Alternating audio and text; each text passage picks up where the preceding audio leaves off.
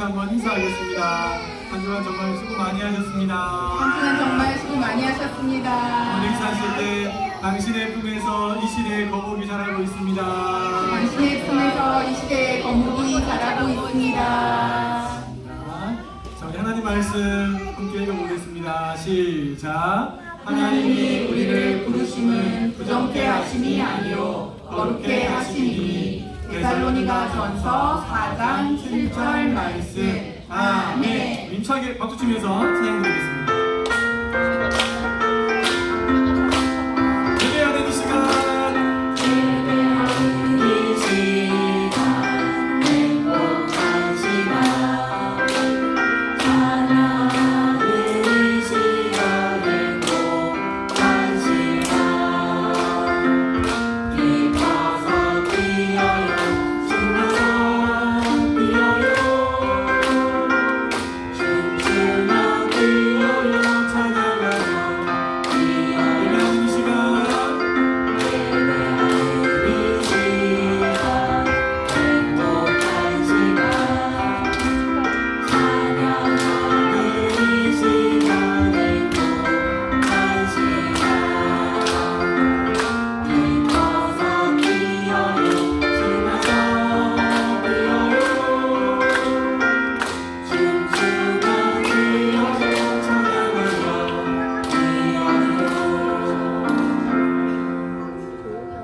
자, 우리 친구들 목사님 한번 따라해볼게요. 하나님은 항상 선하시고 하나님은 항상 선하시고 늘 나와 함께 하십니다. 늘 나와 함께 자, 하십니다. 우리 한 번 더 인사하실 때 이번에 희망행보 가을 축제 통해서 우리 교회 가운데 임하신 하나님의 놀라운 기적을 봤죠?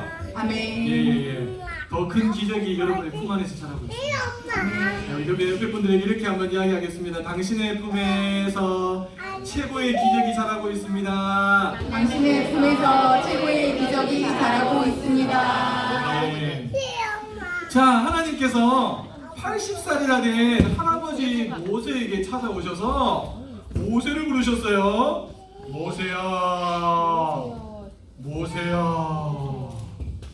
이 부르심은 모세에게 하나님께서 일을 맡기시기 위해서 부르신 부르심이라고 해서 소명으로의 부르심 혹은 사명으로의 부르심 이렇게 말하거든요. 자, 하나님께서 왜 80살이나 된 광야에서 40년 동안 양을 치고 있는 모세 할아버지를 찾아와서 부르신 걸까요? 그것은 모세에게 중요한 일을 맡기시기 위함인데, 그 중요한 일이 뭐예요? 애굽 땅에서 종살이를 하면서 이래저래 너무너무 고통 가운데 하루하루 살아가는 자기 백성 이스라엘 사람들을 하나님께서 구원해 내기 위해서 모세를 부르셨어요. 그리고 구원하고 끝이 아니라 하나님이 약속하신 가나안 땅으로까지 하나님이 인도해 주시려고 모세를 통해서 이스라엘 백성들을 데리고 가기를 원하셨어요. 모세가 처음에는 이 하나님의 부르심에 하나님 저는 아니에요, 주소 잘못 찾아오셨어요, 저 아니에요 몇 번 그랬어요. 그러다가 하나님께서 기적도 보여주셨는데도 그래도 아니에요 하니까 하나님이 화가 조금 나셨어요. 그래서 모세도 이제 살아온 80년의 세월이 있으니까 화가 나면 어떻게 되는지 알겠죠, 그렇죠? 그래서 하나님께 순종해서 하나님의 부르심에 예스 합니다. 그리고 진짜로 이 80살 된 할아버지가 무려 120년 동안을, 나머지 40년이죠. 나머지 40년을 이스라엘 백성들을 데리고 광야로 돌면서 가나안 앞에서까지 자기의 사명들을 잘 감당하는 이야기가 나옵니다. 자, 또 하나의 부르심이 있는데 이 부르심은 구원으로의 부르심이에요. 한번 따라해볼까요? 구원으로의 부르심. 구원으로의 부르심. 이것은 죄와 사망으로 죽어있던 우리에게 예수 그리스도의 복음이 전해지고 그걸 듣는 순간 나 예수님 믿어야지, 예수님 믿으면 천국 갈 수 있어, 이런 믿음이 생겨서 예수님을 믿는 이 부르심이 바로 구원으로의 부르심이에요. 사도 바울 선생님이 하나님이 고린도 교회를 세우실 때 어떤 사람들을 부르셨는가에 대해서 고린도전서 1장에서 잘 기록하고 있는데요. 말이 좀 많아요. 우리 부모님들이 천천히 한번 읽어주시면 좋겠어요. 시작. 성도 여러분, 하나님께서 여러분을 부르셨을 당시 여러분의 모습이 어떠했는지를 생각해 보십시오. 세상의 표준으로 볼 때 지혜 있는 사람이 많지 않았고 권력 있는 사람도 많지 않았으며 가문 좋은 사람도 많지 않았습니다. 그러나 하나님께서는 지혜로운 것들을 부럽게 하시려고 세상에 미련한 것들을 선택하셨고 강한 것들을 부럽게 하시려고 세상의 약한 것들을 선택하셨습니다. 하나님께서는 세상의 비천한 것들과 멸시받는 것 그리고 아무것도 아닌 것들을 선택하여 유력한 것들을 멸하셨습니다. 자, 바울 선생님의 이야기에 의하면 고린도 교회에 많은 성도들이 지금 모여서 예배도 드리고 또 주님을 위해서 살아가고 있는데, 자, 그들을 하나님께서 부르실 때 그들은 세상적인 기준에서 봤을 때 탁월한 사람들이 별로 없었습니다. 대부분은 평범하고 더 많은 사람들은 세상 사람들이 볼 때 어떤 사람들이었어요? 미련한 사람들, 약한 사람들, 비천한 사람들, 멸시받는 사람들, 아무것도 아닌 사람들을 하나님께서 부르셨대요. 그리고 교회를 교회되게 하시고 지금까지 지켜주십니다. 자, 우리 친구들이 볼 때 엄마 아빠는 어때요? 세상적으로 잘 나가시는 분입니까?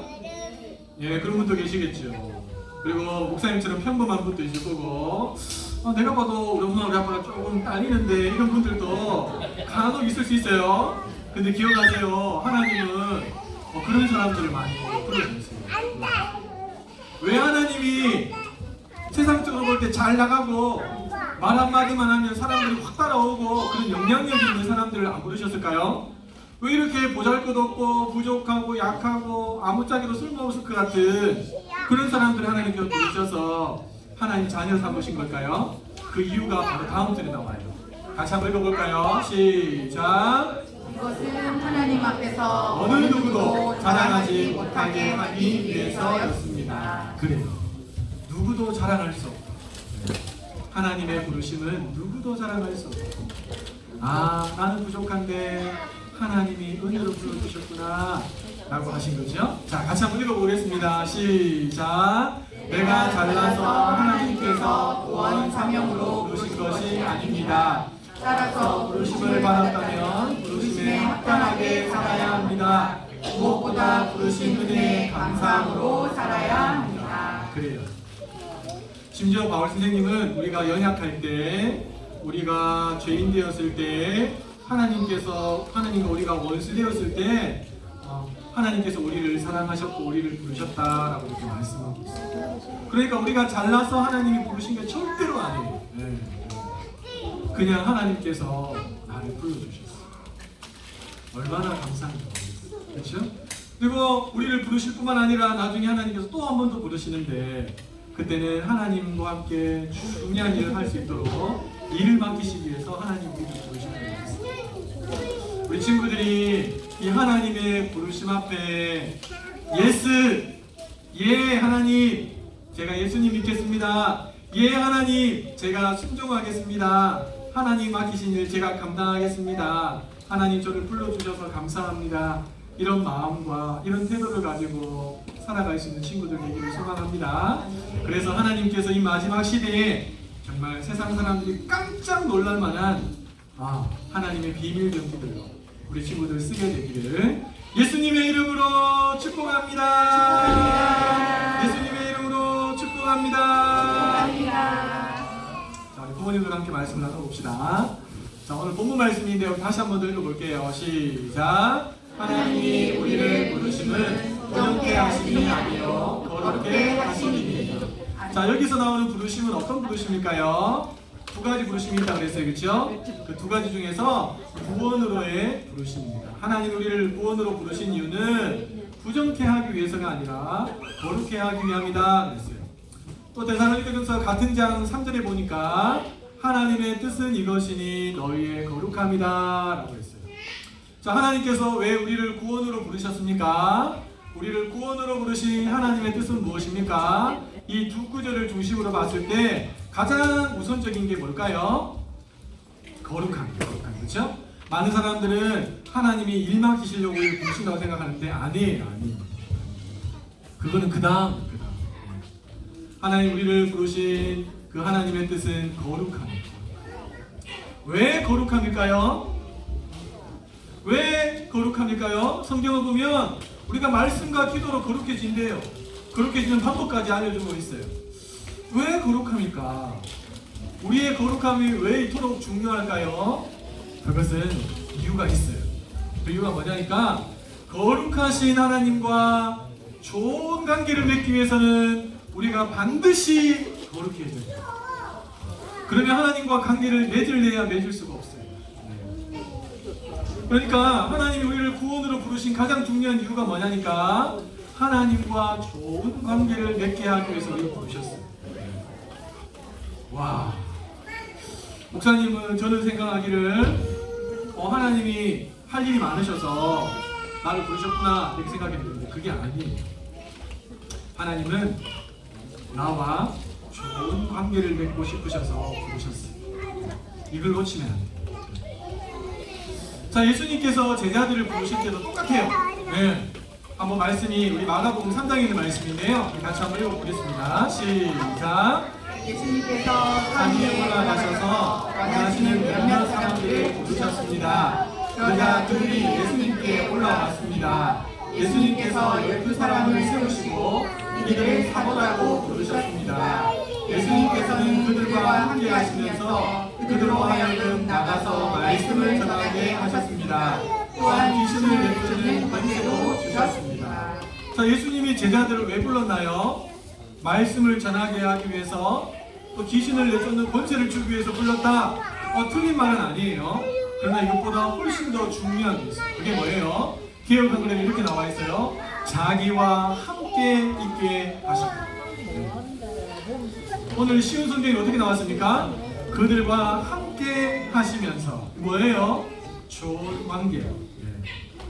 예수님의 제자가 되기 위해서는 예수님과 좋은 관계를 맺는 것이 일본입니다. 그런 다음에 말씀을 전할 수 있고, 그리고요 귀신을 내쫓는 권세도 받아서 놀라운 일들도 행할 수가 있는 것입니다.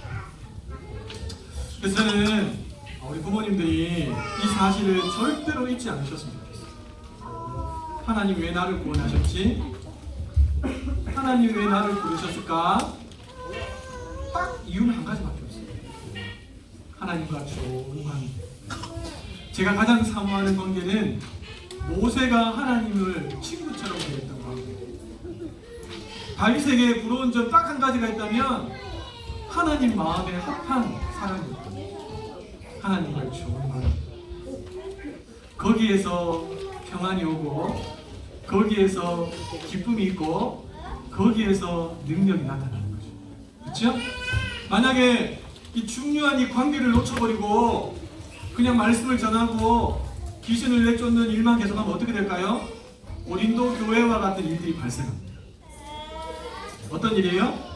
당파가 세워지고 서로 자기가 더 낫다고 웃기고, 그러면서 교회 안에서 하나님으로부터 한 부르심을 받았는데도 불구하고 서로 싸우고 찢고 뽑고 하는 일들이 얼마든지 교회 안에서도 일어날 수가 있습니다. 그러나 하나님과 좋은 관계를 맺으면 하나가 되죠. 자, 한번 같이 한번 읽어보겠습니다. 시작. 구원으로 부르신 하나님의 뜻은 사역이라 교제이다. 그래요. 여러분, 사역과 봉사가 나쁘다는 게 아니에요. 그것은 차선이에요. 차선. 우선은 뭐예요? 하나님과 관계. 그래서 이걸 반드시 잡으셔야 돼요. 신앙의 핵심은 하나님과의 관계입니다. 아무리 신앙생활 오래 했다 할지라도 하나님과의 관계가 잘못되어 있다면 죄송하지만 영적인 아이입니다. 영적인 아이. 그러나 신앙생활 얼마 하지 않았는데도 불구하고 하나님과 친밀해지잖아요. 여러분 빨리 성장할 수 있어요. 자, 자녀 양육의 핵심이 뭘까요? 자녀 양육의 핵심이 언제 이렇게 빨라졌어? 우와, 순식간에 지나갔어요. 자녀 양육의 핵심이 뭘까요? 많은 이야기를 할 수 있지만 저는 자녀 양육의 핵심을 누군가 물어본다면 이렇게 대답할 거예요. 부모와 하나님과의 관계입니다. 이거 없이 하는 모든 행위들은요, 죄송하지만 능력이 없어요. 어떤 분들은 이 자녀 양육의 핵심을 제자훈련이라고 이렇게 말해요. 틀린 말이 아니에요. 저도 공감합니다. 여러분, 내 자녀를 제자훈련 시킨다 이런 마음으로 아이를 양육하라고 이렇게 많이 도전하시거든요. 자, 그러면 보세요. 내가 내 아이를 제자 훈련 시키려고 한다면 내가 어떤 사람이 되어 있어야 되겠습니까? 내가 먼저 제자가 되어 있어야 돼. 나는 제자가 안 되어 있는데 내 아이를 예수님의 제자로 세운다. 이거 웃긴 이야기 아닙니까? 지나가는 개가 웃고 지나갈 만한 이야기예요. 그렇죠? 그래. 여러분, 왜 가정에서 우리가 아이들에게 성경 이야기를 들려주고 왜 가정 예배를 그 바쁜 시간을 쪼개어서 아이들과 함께 드리고 아이들과 함께 축복성을 불러주고 사랑해 하면서 안아주고 왜 이런 작업들을 합니까? 그냥 쉬웁니까? 아니에요. 진짜 하나님 안에서 하나님과 좋은 관계를 맺는 부모가 어떤 사람인지 아이들이 보여줍니다. 아이들이 지금 우리가 하는 이야기, 성경 이야기 다 기억이 돼요. 근데요, 느낌으로 남아있어요. 여러분 아시죠? 이번에 이성미 집사님이 오셨잖아요. VIP를 초청해서 어떻게 보면 전도 집회인데 이성미 집사님이 간증을 하면서 본인 아들 이야기 그리고 아들을 향해서 욕을 많이 했던 그 이야기 많이 하셨잖아요. 그렇죠? 근데 그 아들이 변화될 수 있었던 비결이 어디 있습니까? 성경 과외도 보셨어요. 다른 사람이 하지 않는 성경 과외를 월요일날 목사님들 치시는데 전도사님한테 부탁을 해서 월요일마다 와서 자기 아이들 성경 과외를 시키셨어요. 몇 년 동안, 그렇죠? 물론 그 효과도 있었어요. 근데 그것보다 더 강력한 효과가 어디서 나왔습니까? 이성미 집사님 간증하셨어요. 뭐라고 하셨습니까? 자기가 먼저 바뀐 거예요. 자기가 새벽에 하나님께 나가서 기도하면서 내가 잘못했구나. 그래서 뭘 바꿨어요? 언어를 바꿨어요. 언어를. 욕을 막 포대기로 쏟아부었는데 욕을 하지 않으니까 늘 욕먹던 아들이 어떻게 해요? 욕이 고파서 그렇죠? 그런 이야기 하셨잖아요.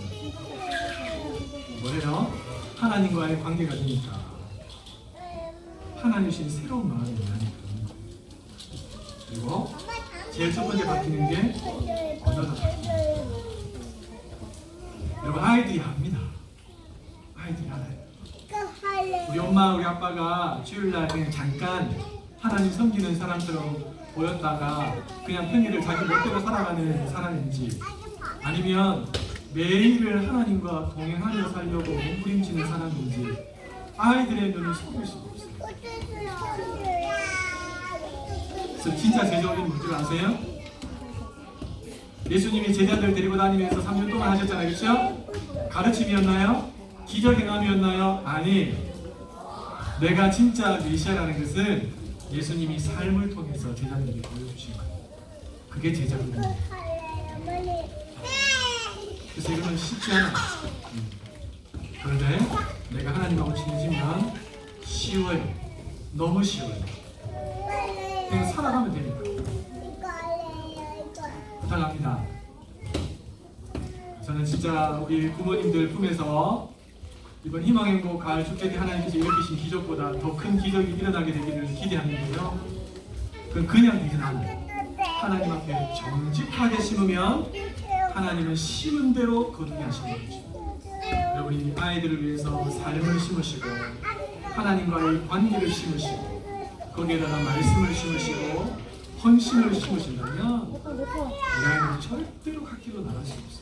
혹 갓길로 갔다 할지라도 하나님 반드시 그를 다시 끌어내셔서 그 자리에 세워주시고 그리고 내가 보기에는 약하게 보이고 비천하게 보이고 아무짝에도 쓸모없을 것 같은 내 아이를 통해서 하나님께서 세상을 깜짝 놀래킬 만한 일을 하실 수 있어요.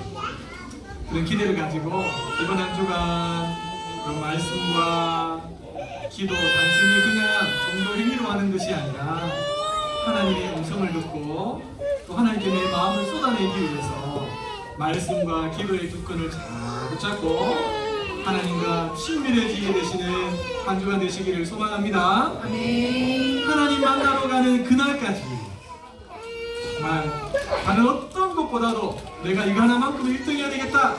하나님하고 친밀해져요. 여기에 여러분의 우선순위와 에너지를 쏟으시면서 살아갈 수 있는 믿음의 부모님들 다 되시기를 예수님의 이름으로 축복합니다. 네.